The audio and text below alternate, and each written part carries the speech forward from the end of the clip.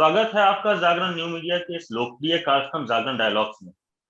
इस कार्यक्रम में हम उन मुद्दों पर विशेषज्ञों के साथ चर्चा करते हैं जिनका सीधा संबंध आपके जीवन से होता है, चाहे वह आर्थिक सेहत का मामला हो या स्वास्थ्य से जुड़ा मसला या फिर आपके जीवन को सीधे तौर पर प्रभावित करने वाली गलत सूचनाएं। आज हम आपकी आर्थिक सेहत से जुड़ी विषयों पर चर्चा करेंगे।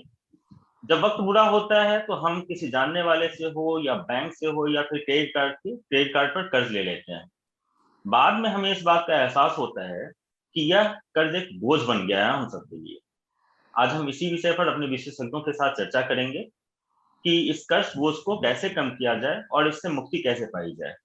चर्चा करने के लिए आज हमारे साथ हैं SEBI registered investment adviser Hemant Beniwal ji और SEBI registered investment adviser Steven Fernandes और मैं हूं मनीष मिश्रा। नमस्कार, मेरा नाम है वरुण शर्मा और मैं हूं आपका co host. Thank you so much Manish ji हमारे गेस्ट का इंट्रोडक्शन देने के लिए। मेरा पहला सवाल आज के टॉपिक पे हेमंत जी आपसे है। हेमंत जी, लोन्स के बारे में लोगों को एक लिमिटेड इंफॉर्मेशन हमेशा रही है और लोन्स को लेके जो मिसकंसेप्शंस हैं और जो कंफ्यूजन है उसको एक सिंपल तरीके से प्लीज हमें समझाइए कि गुड लोन्स और बैड लोन्स, इसमें क्या डिफरेंस होता है? ओके, सी ये एक बहुत ही यूनिक कंसेप्ट है और अगर हम इसको समझे, गुड क्या होता है, राइट, जिससे कुछ आपकी वैल्यू एप्रिशिएट होती है। ओके, अगर हम पहले घर की बात करें, आप एक होम लोन लेते हैं, आपकी ईएमआई मतलब जो रेंट है वो बंद हो जाता है। ओके, और हो सकता है कि टाइम के साथ कुछ एप्रिसिएशन भी आपको मिले, तो हम शायद उसे एक गुड लोन की कैटेगरी में डाल सकते हैं। ओके, उसी तरीके से अगर हम एजुकेशन लोन की बात करें, ओके, सो डेफिनेटली जो लोग अच्छी एजुकेशन चाहते हैं बट अफोर्ड नहीं कर सकते और एजुकेशन लोन अवेलेबल है जो उनको लाइफ को बेहतर बना सकता है, सो वो भी एक गुड लोन की कैटेगरी में आता है। ओके, अगर हम बैड लोन की बात करें, सो बैड लोन हो गया कि कोई ऐसी चीज में पैसा डालना जहां पे कोई अप्रिसिएशन नहीं होगा। हमें पहले दिन से पता, जब हम कार खरीदते हैं, सो आज हमने 10 लाख की कार ली और कल उसकी वैल्यू 9 लाख 8 लाख होती है और 3-4 साल बाद शायद आधी भी नहीं रहती है। ओके, सो एक ये बैड लोन है। ओके, लोग कहेंगे कि अच्छा ऐसा नहीं हो तो मैं कार कैसे अफोर्ड करूंगा। चीज ये है कि जब हम लोन लेते हैं तो हम शायद सिर्फ ईएमआई को देखते हैं। ओके, हम ये देखते हैं कि क्या मैं ईएमआई अफोर्ड कर सकता हूँ। तो वास्तविकता ये है कि हो सकता है आप ईएमआई आज अफोर्ड कर सकते हैं लेकिन वो चीज आप अफोर्ड नहीं कर सकते। तो ये भी एक बैड लोन की कैटेगरी में आता है। ट्रेवल लोन बैड लोन की है। और एक तीसरी और कैटेगरी है, सो आई थिंक वो वर्स्ट लोन कैटेगरी है, जो क्रेडिट कार्ड का लोन है। ओके, जो आपका पर्सनल लोन है, क्योंकि वो जो इंटरेस्ट आप पे कर रहे हैं 18%, 24%, 30%, कोई भी इन्वेस्टमेंट दुनिया के अंदर उस रेट पे ग्रो नहीं कर सकता। ओके, तो ये मेरे हिसाब से लोगों को समझना चाहिए और उसी हिसाब से लोन के लिए सोचना चाहिए। जी, जैसा कि हेमंत जी ने कहा कि क्रेडिट कार्ड का जो लोन है वो सबसे खतरनाक होता है और सबसे ज्यादा इंटरेस्ट उसी पर लगाया जाता है। स्टीवन जी, एक बात बताएं कि आज के जमाने में जब महीने में 2 सेल ई कॉमर्स साइट पर वेबसाइट जो भी हैं वो महीने में 1 बार या 2 बार सेल लगाती हैं, लोग लालच में आते हैं, उनको अंदाजा नहीं रहता कि वो अपने क्रेडिट कार्ड से कितना खर्च कर रहे हैं। अंत में स्थिति ऐसी आती है 2-3-4 महीने बाद कि जब वो पाते हैं कि उनकी आमदनी जो है 1 रुपए है और उनके क्रेडिट कार्ड का बिल जो है वो 2.5 रुपए हो गया है। वो वैसे में चुकाने में खुद को असमर्थ पाते हैं। धीरे धीरे अगर जब वो मिनिमम पेमेंट भी करते जाते हैं तब भी इंटरेस्ट जुड़ता जाता है और एक समय ऐसा आता है जब उनके लिए वो पहाड़ सा बोझ बन जाता है जिसको चुकाना उनके लिए मुश्किल होता है। तो ऐसे लोग जो क्रेडिट कार्ड के इस कर्ज के दलदल में फंस चुके हैं, उनको निकलने के लिए आप क्या सुझाव देंगे कि इस कर्ज से वो कैसे मुक्ति पा सकते हैं? पहली बात तो ये है कि जो भी उस कर्ज में चला जाता है उसे ये बात माननी चाहिए कि ये गलत है। अगर वो ये बात मानता नहीं है और किसी भी तरह कर्ज चुका भी सकता है तो आगे जाके भी वो वही करेगा। तो पहली बात तो आपको ये जानना है, मानना पड़ेगा कि यार ये गलत है, जो मैं कर रहा हूँ वो गलत है, पहली बात। दूसरी बात ये है कि आपके कहीं ना कहीं इन्वेस्टमेंट्स होते हैं, कहीं ना कहीं आपने सेविंग कर रखा होता है, तो सब पहली बात आपको ये करना है कि आपका क्रेडिट कार्ड का लोन किसी भी तरह से चुकता कर दो। क्योंकि कोई भी क्रेडिट कार्ड से आप लोन जब लेते हो तो वो, जैसे हेमंत जी ने अभी बताया कि उसका इंटरेस्ट रेट सबसे ज़्यादा होता है और रिवॉल्विंग क्रेडिट जो कार्ड में जब लेते हैं, जब आप लोन नहीं कन्वर्ट करते मगर आप पे नहीं करते समय पर, तो उस पर 3 से 3.5% पर महीने के हिसाब से इंटरेस्ट लगता है उस पर। और कंपाउंडिंग पकड़ेंगे तो 2 से 2.5 साल में वो जो कर्ज है आपका वो डबल हो सकता है, 2 से 2.5 साल में। जी। और उसके बाद आप उसमें फंसते ही चले जाते हो। तो उसके लिए सबसे पहली बात है कि आपको ये मानना पड़ेगा कि आप जो कर रहे हैं वो सिस्टमैटिक नहीं है, गलत है। और उसे किस तरह से पे करने के लिए मैं 2-3 ऑप्शंस बताता हूँ क्या कर सकते हैं। पहली बात तो आपके कहीं ना कहीं इन्वेस्टमेंट्स आपके होंगे, उस इन्वेस्टमेंट्स में आपको पैसा निकाल के थोड़ा, पहली बात तो उसको लोन क्लोज करना पड़ेगा। लोगों के पास ऐसे भी इन्वेस्टमेंट्स पड़े होते हैं जहाँ पे जिसको ग्रोथ नहीं मिलती, जैसे कोई इंश्योरेंस पॉलिसीज़ होती है, ट्रेडिशनल पॉलिसी जिसको हम बोलते हैं, जो 3-3.5% के हिसाब से ग्रो होने वाली है, जो 20-25 साल के लिए आपने ले रखी है, उसकी कुछ अगर वैल्यू मिल सके तो आप उसे स्टॉप करके उसका जो पैसा है, मतलब इसमें आपका इंश्योरेंस कवर के साथ कॉम्प्रोमाइज़ नहीं होना चाहिए, वो देखने लायक होना चाहिए आपको।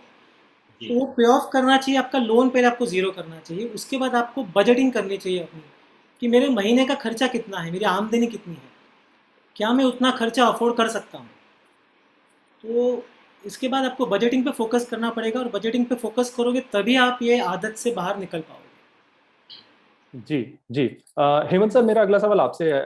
हम अगर क्रेडिट कार्ड्स की बात करें तो क्रेडिट कार्ड के साथ में पर्सनल लोन एक काफ़ी ज़्यादा लोगों को अपनी तरफ खींचता है, और उसका एक बहुत बड़ा फैक्टर ये है कि जल्दी उसका डिस्पोज़ल जो होता है बैंक की तरफ से, because interest rates are high.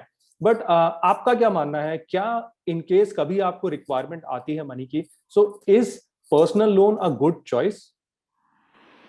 Okay, so see, personal loan मेरे हिसाब से वो लास्ट रिसॉर्ट ही है।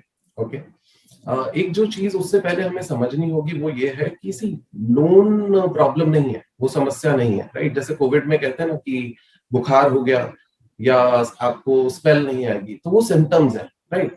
सो ये लोन एक सिम्टम है। बीमारी क्या है कि आपने चीजों को, मतलब सेविंग्स नहीं की आपने, ओके, या फिर आप एक्स्ट्रा खर्चा करते, ओके। लेकिन चलो लाइफ पे ही आ गई जो कोविड वाली सिचुएशन है, उम्मीद करते हैं कि लोग आगे सुधरेंगे, तो वो उस तरफ जा सकते हैं। बट ये एक बहुत खतरनाक रास्ता है। आई थिंक उससे पहले उनको और कुछ ऑप्शंस अपने पास देखने चाहिए कि जहां से वो ले सकते हैं।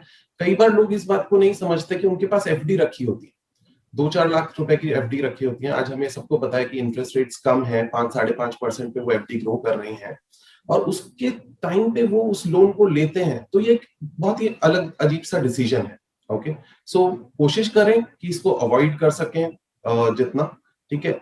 नहीं पॉसिबल हो, एफडी जैसी चीज है, आप उसको लिक्विडेट कर सकते हैं या उसके ऊपर ओवरड्राफ्ट लेने की कोशिश करें। गोल्ड लोन शायद, अगर हम गवर्नमेंट बैंक्स की बात करें, आज भी शायद 9-10% पे मिल रहे हैं। थोड़ा हो सकता है टाइम प्रोसेसिंग में ज्यादा लगे, बट शायद वो प्रेफर करना चाहिए। ये एक पर्सनल लोन्स और क्रेडिट कार्ड तो एक जाल है, वहां से निकलना बहुत मुश्किल हो जाएगा लोगों के लिए। ये आपने बहुत अच्छी बात कही है हेमंत जी। दर्शक हमारे जानना चाहते हैं कि आप कहते हैं कि क्रेडिट कार्ड और पर्सनल लोन से बचना चाहिए, लेकिन मार्केट में ये दोनों प्रोडक्ट हैं, तो क्रेडिट कार्ड का प्रूडेंट इस्तेमाल, मतलब विवेकपूर्ण इस्तेमाल क्या होना चाहिए? लोगों को कैसे किस तरीके से इसका इस्तेमाल करना चाहिए कि उनको जो रिवार्ड पॉइंट्स जैसे बेनिफिट हैं वो भी मिलते रहें और वो कर्ज के जाल में भी ना। ओके, सो सी, कुछ लोगों को ये रहता है कि हाँ ठीक है, मुझे ट्रेवल बुकिंग्स करनी है, घूमने जाना है, शायद क्रेडिट कार्ड मेरे लिए इंपॉर्टेंट है, या इवन सिविल स्कोर, कभी मुझे फ्यूचर में लोन लेने की जरूरत पड़ जाएगी तो मेरा अगर क्रेडिट कार्ड की कुछ डिटेल्स हैं उनके पास तो शायद वो रहेगा। ये एक सोचने का तरीका है। ओके, अगर हम, जो दूसरा पॉइंट आपने बोला कि जो पॉइंट्स मिलते हैं, रिवॉर्ड पॉइंट्स मिलते हैं एंड ऑल, 80% लोग, 70% लोग उन रिवॉर्ड पॉइंट्स को कभी भी यूज नहीं करते। ओके, ये एक सर्वे है। ओके, ये सिर्फ जब हम चीजों को ले रहे होते हैं तब हमें लगता है कि हम वो शायद यूज कर पाएंगे। लेकिन जो प्रॉब्लम है उसको हम समझने की कोशिश करें कि जब हमारे पास क्रेडिट कार्ड होता है तो डिसीजंस कितने आसान हो जाते हैं कि मुझे ये चीज खरीदनी है तो हम अभी खरीद लें, राइट। हम सबने किया है और हम सबने देखा है, जब हम मॉल्स में जाते हैं या स्टोर्स में जाते हैं, कैसे बच्चे करने लग जाते हैं, मुझे अभी चाहिए, ये अभी अभी दिलाओ, काइंड ऑफ थिंग, राइट। सो कहीं ना कहीं आज हम भी वैसे ही व्यवहार करते हैं जब हमारे पास क्रेडिट कार्ड होता है। शायद हम उस चीज को अफोर्ड नहीं कर सकते लेकिन हमें लगता है कि नहीं, हमें करना चाहिए, राइट। सो कोई मिनिमम यूसेज नहीं है। मेरी सलाह है, कैश क्या है, बहुत दर्द देता है। जब भी आप जेब से निकाल के खर्च करते हैं बहुत दर्द होता है। ओके, क्रेडिट कार्ड में वो दर्द फील नहीं होता है। ओके, हाँ अभी लेना है, हाँ वाइफ ने बोला साड़ी दिलानी है, हाँ क्यों नहीं, कार्ड है तो चल जाएगा। नेक्स्ट टाइम जब उसका बिल आएगा तब डेफिनेटली थोड़ा बहुत दर्द होगा, लेकिन वो उतना एहसास नहीं होता। तो मेरी सलाह ये है, ज्यादा से ज्यादा आप कैश या डेबिट कार्ड को यूज करें। क्रेडिट कार्ड को कम से कम जहां पे कोई और ऑप्शन ना बचा हो वहीं पे यूज करने का प्रयास करें, तो वो बेहतर रहेगा। जी मेरे जी ख्याल से जी ये भी देख लेना चाहिए कि पेइंग कैपेसिटी जो है, मतलब रिपेमेंट कैपेसिटी, कि अगले महीने अगर जो उसका बिल आ रहा है तो अभी के खर्च की भरपाई हम कर सकते हैं या नहीं कर सकते हैं। वो आप सही कह रहे हैं मनीष जी, लेकिन मैं कह रहा हूँ कि उसकी वजह से आपके खर्चे बढ़ जाएं। क्रेडिट कार्ड की वजह से जो खर्चे बढ़ जाते हैं, जो डिसीजंस हमें शायद नहीं लेने होते, अगर मेरे पास पैसे नहीं होते तो मैं खर्च नहीं करता। आज से 30 साल 40 साल पहले ऐसा ही होता, राइट।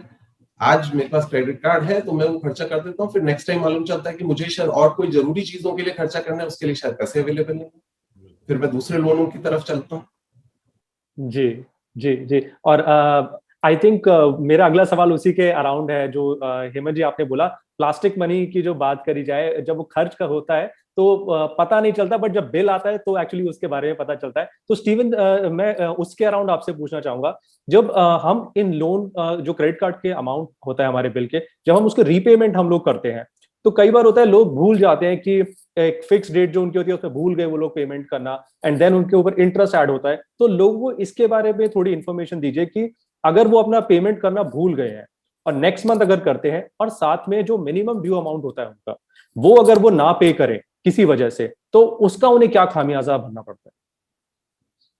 पहली बात तो, अगर आप क्रेडिट कार्ड पेमेंट मिस करते हैं तो आपका सिबिल में उसका रिपोर्टिंग हो जाता है। आपका जो सिबिल स्कोर होता है, क्रेडिट स्कोर में फ़र्क पड़ सकता है। तो आगे जाकर अगर आपको कोई घर के लिए लोन लेना पड़े तो उसमें दिक्कत आ सकती है, क्योंकि आपका स्कोर कम हो सकता है। तो अगर आप भूल गए हैं पेमेंट करना तो तुरंत बैंक को फ़ोन करके अगर आप उसका पेमेंट कर सकते हैं तो ज़्यादा बेहतर रहेगा।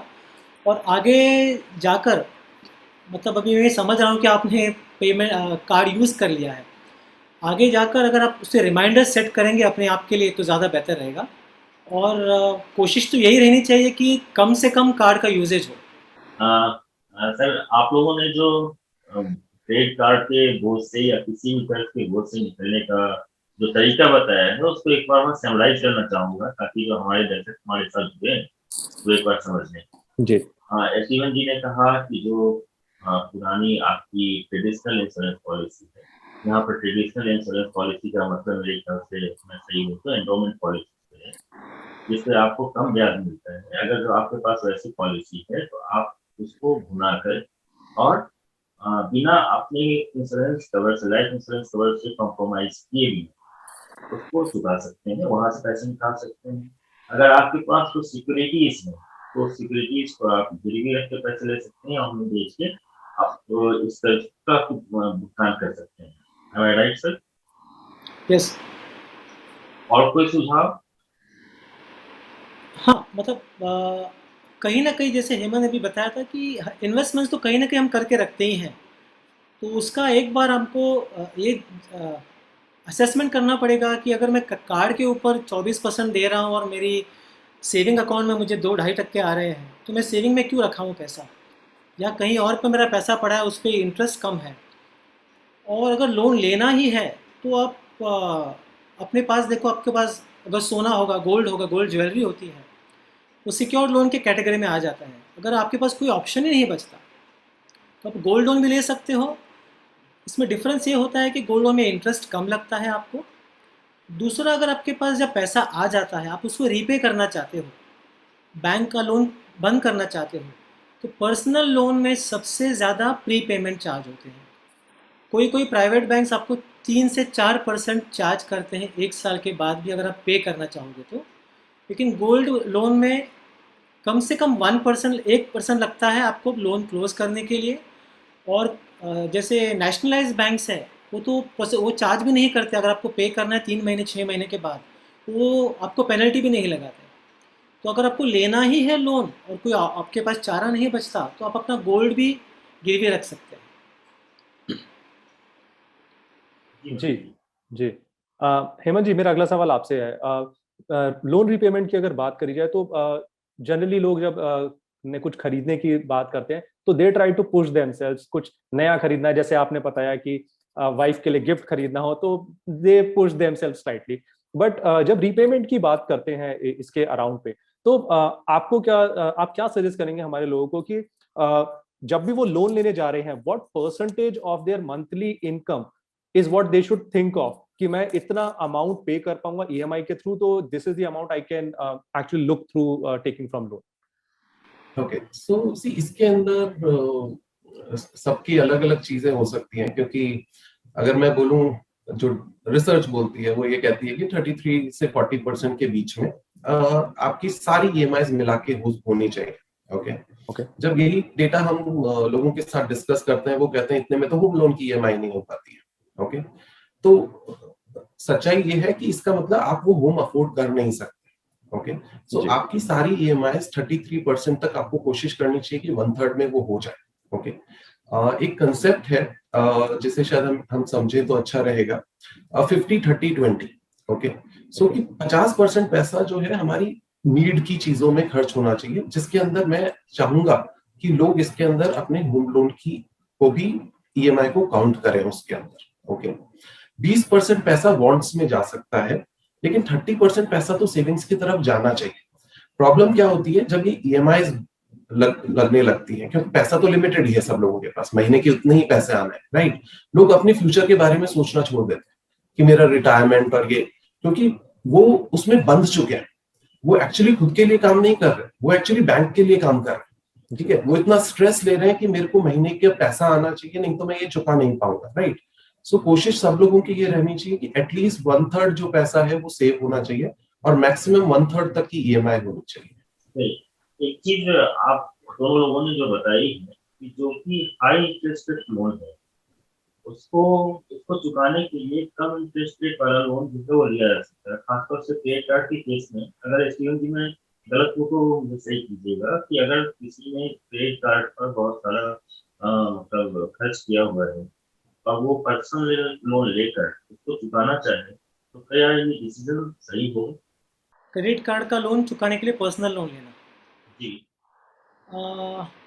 देखो ये मैंने पहले भी कहा कि ये लास्ट रिजॉर्ट होगा अगर आपके पास और कोई चारा नहीं है।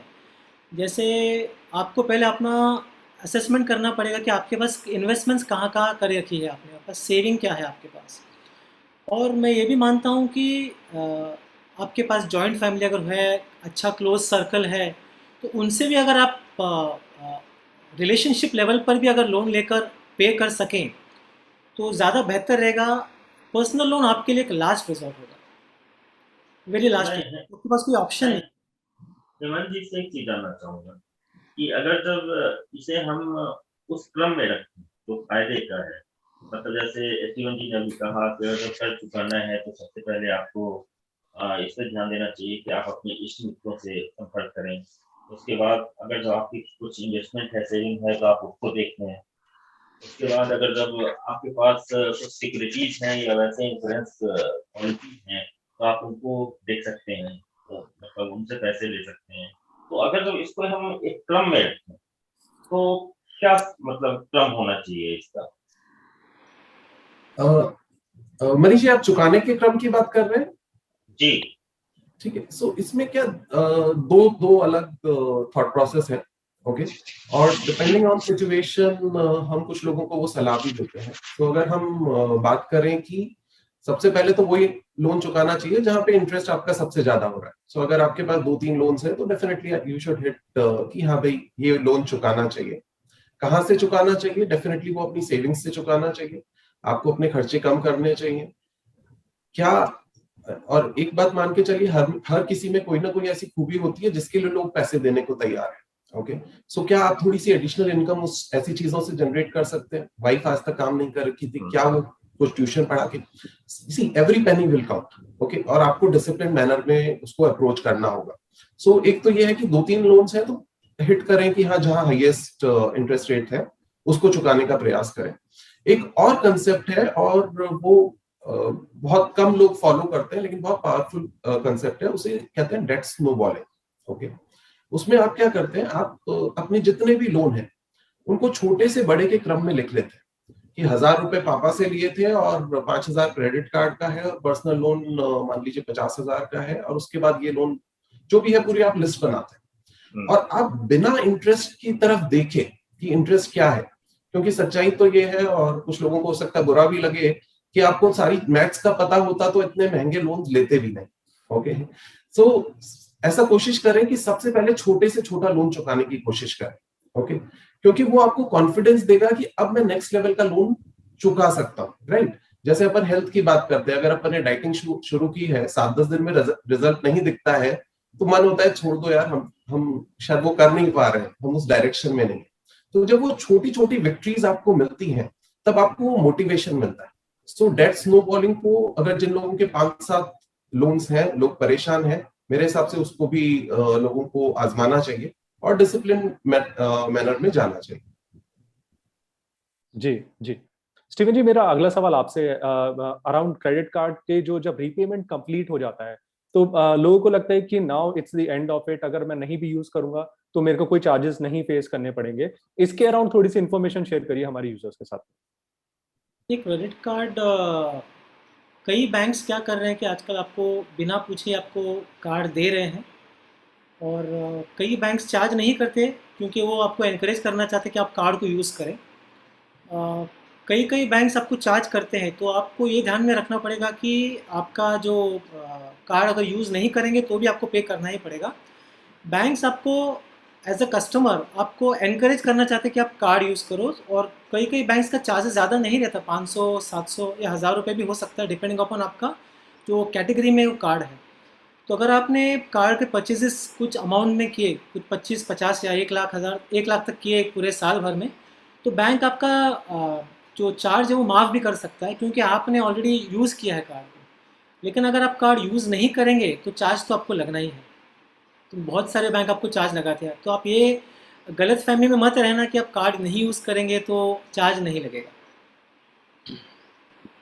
हेमंत जी, हमारे दर्शक ये जानना चाहते हैं कि सारे लोन की मतलब चुकाने की बात हो रही है कि हर लोन तो लोन होता है, उसे चुका देना चाहिए। होम लोन की अगर जब हम बात करें तो होम लोन का रीपेमेंट या प्री पेमेंट, यहाँ पर हम प्री पेमेंट टर्म यूज करते हैं, अगर जब पहले चुकाना हो तो क्या वो प्रूडेंट डिसीजन है? किनके लिए प्री पेमेंट होम लोन का वो ठीक डिसीजन है और किनके लिए वो ठीक नहीं है? सो सी, होम लोन की जब बात आती है उसमें एक फैक्टर टैक्स का भी आ जाता है। सो आई थिंक काफी लोग उसको टैक्स सेविंग इंस्ट्रूमेंट की तरह भी यूज करते हैं। तो अगर वो कैलकुलेशन करके देखें कि भाई अगर मुझे नॉर्मली जो अभी हमारा कैलकुलेशन है वो ये है कि 20-25 लाख तक का अगर आपका लोन होता है और आप हाईएस्ट टैक्स ब्रैकेट में हैं तो वो आप एक बेस्ट पोजीशन में होते हैं टैक्स सेविंग के हिसाब से। ओके, कमिंग सेकंड जो बात है, सी हर आदमी एक जो चीज अचीव एटलीस्ट कोविड के बाद करना चाहता है वो एक फाइनेंशियल फ्रीडम अचीव करना चाहता है। ओके, काफी लोगों से हमारी रेगुलरली बात होती है, दे हैव क्लियर व्यू कि अब इस चीज से निकलना है और जल्दी हमारा कुछ रिटायरमेंट या फाइनेंशियल फ्रीडम जैसा कुछ हमें कॉर्पस बिल्डअप करके हमारी लाइफ को उस अलग तरीके से जीना है। सो ये कोई बुरा आइडिया नहीं है कि हमारे पास कुछ एडिशनल पैसा आया, बोनस का आया, मान लीजिए 50,000 आया, लाख रुपए आया, राइट, कहीं से कोई अनएक्सपेक्टेड था, फ्रेंड को दिया हुआ था, वो हमें पैसा मिल गया, राइट। अगर हम उसको प्रॉपर्ली अगर इन्वेस्ट नहीं कर पा रहे हैं तो इट इज बेटर कि हम उससे हमारा लोन चुका दें, ये वाली बात है। तो हमारी सेविंग्स तो हो ही रही हैं। जो 20 साल 25 साल का लोन था, अगर थोड़ा थोड़ा भी आप एडिशनल पैसा चुकाएंगे तो हो सकता है वो आपका 15 साल में ही खत्म हो जाए। और आप ये मान के चलें कि ये टैक्स बेनिफिट भी आपकी लाइफ में कहीं ना कहीं जाके तो रुकने ही वाला है। सो एक टैक्स बेनिफिट के लालच में हम हमेशा एक होम लोन खड़ा रखें, वो शायद ठीक नहीं है। लेकिन क्योंकि आपने होम लोन का पॉइंट उठाया तो मैं एक और चीज कहना चाहूंगा जो काफी कम लोग यूज कर पाते हैं, क्योंकि हमने क्रेडिट कार्ड लोन की बात की, पर्सनल लोन की बात की, हाईएस्ट तो डेफिनेटली हम देखें कि कितने लोगों ने लोन लिया तो उसमें होम लोन ही हमें नजर आएगा। होम लोन में एक ऑप्शन है टॉप अप लोन का। ओके, अभी तक मैं मना कर रहा था लोन लेना लोन लेना लोन लेना, लेकिन मान लीजिए कि आपने 4-5 लोन ले लिए हैं और जहां पे एवरेज जो परसेंटेज है वो 12% 15% का जा रहा है। सो एक टॉप अप लेना जो शायद 8-9% पे आपको मिल जाएगा आपके एग्जिस्टिंग होम लोन पे, तो आप उन सारे लोन्स को कंसोलिडेट करके एक टॉप अप लोन लेके उसको रीपे करने का सोच सकते हैं। ओके, लेकिन मैं फिर यही कहूंगा कि इससे आपका जो जो आप आज तक गलतियां करते आ रहे थे उस पे अगर सुधार नहीं करेंगे तो कोई फायदा नहीं। ओके, लेकिन ये एक अच्छा ऑप्शन हो सकता है कि जो अब जहां आपको, जैसे स्टीवन ने बोला, 3.5% मंथली इंटरेस्ट देना पड़ रहा है या पर्सनल लोन पे 18% देना पड़ रहा है। सी, पर्सनल लोन वाले नहीं चाहते कि आप वहां से निकले।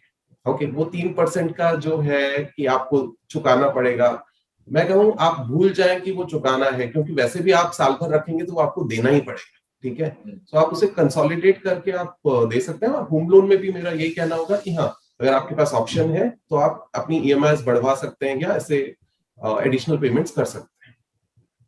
जी जी जी। इससे पहले कि मनीष जी आखिरी क्वेश्चन पूछे, स्टीवन जी मैं आपसे एक क्वेश्चन पूछना चाहता हूँ, और हेमंत जी हमारे जितेंद्र हमारे व्यूअर, उन्होंने यही क्वेश्चन पूछा था अभी हमसे थोड़ी देर पहले कि होम लोन में top up is a good option और, so thank you so much उसे पिक करने के लिए। स्टीवन जी आपसे मेरा आखिरी सवाल इसके अराउंड पे है कि जैसे हेमंत जी ने बताया कि टॉपअप जो है होम लोन्स में that is a much better option in comparison to others, अगर बात करी जाए इंटरेस्ट रीपेमेंट की, बट कोई और ऑप्शन भी ऐसा है अदर देन पर्सनल लोन जो हमें कंपैरेटिवली लोअर प्राइस पे मिल जाता है? मेरा सवाल इस चीज पे आ रहा है कि जस्ट इन केस मेरे घर में कोई शादी है या कोई स्पेशल फंक्शन आ गया और मुझे एक स्मॉल अमाउंट चाहिए, तो रादर देन पर्सनल लोन के लिए मैं जाऊं, और क्या ऑप्शन हो सकता है जो मैं कंसीडर कर सकता हूँ? 2-3 और ऑप्शंस हैं। जैसे एक तो मैंने गोल्ड के बारे में बताया आपको। जी आपके पास अगर गोल्ड है तो आप गोल्ड के अगेंस्ट 75% तक उसकी लोन टू वैल्यू रेशो चल रही है आजकल, तो उतना लोन ले सकते हैं। उसमें रीपेमेंट भी आसान है और रीपेमेंट चार्जेस भी नहीं लगते 6 महीने बाद, तो वो एक ऑप्शन हुआ। दूसरा ऑप्शन, आपके पास अगर फिक्स डिपॉजिट पड़ी है बैंक में, जी अगर और वही आपका पैसा, दूसरा कुछ आपके पास पैसा सपोर्ट के लिए नहीं है, तो उसके सामने भी आप FD के सामने लोन ले सकते हैं, आपको 1% ज़्यादा लगेगा। ओके, ये 2 चीज़ आप यूज़ कर सकते हैं। तीसरा, आपके पास अगर ट्रेडिशनल पॉलिसीज़ हो गई, इंश्योरेंस पॉलिसीज़ हैं, तो इंश्योरेंस पॉलिसीज़ भी लोन देती हैं अगर आपके पास ट्रेडिशनल पॉलिसी है, तो उसके अगेंस्ट भी लेकिन कुछ मिनिमम नंबर ऑफ़ ईयर्स होनी चाहिए पॉलिसी की, उस पर कुछ सरेंडर वैल्यू आ जाता है, तो उसके अगेंस्ट आपको लोन ले सकते हैं। तो ऐसे 2-3 तरीके हैं जिसमें आप पर्सनल लोन छोड़कर ये 3 आसान तरीके और कम इंटरेस्ट वाले तरीके आजमा सकते हैं। चलिए, आज इस जागरण डायलॉग के इस एपिसोड में कर्ज से मुक्ति पाने का जो नुस्खा, जो तरीके और जो आप लोगों ने सुझाव दिए हैं हमारे दर्शकों के, वो बहुत काम आएगा। जागरण डायलॉग्स से हम अक्सर लोगों के फायदे की बात करते हैं, और जागरण डायलॉग्स का ये कार्यक्रम आप दैनिक जागरण के यूट्यूब पेज और दैनिक जागरण के डिजिटल एडिशन में भी पढ़ सकते हैं और देख सकते हैं। आप दोनों का बहुत बहुत धन्यवाद, आप लोग हमारे कार्यक्रम में आए। धन्यवाद। Thank you. Thank you.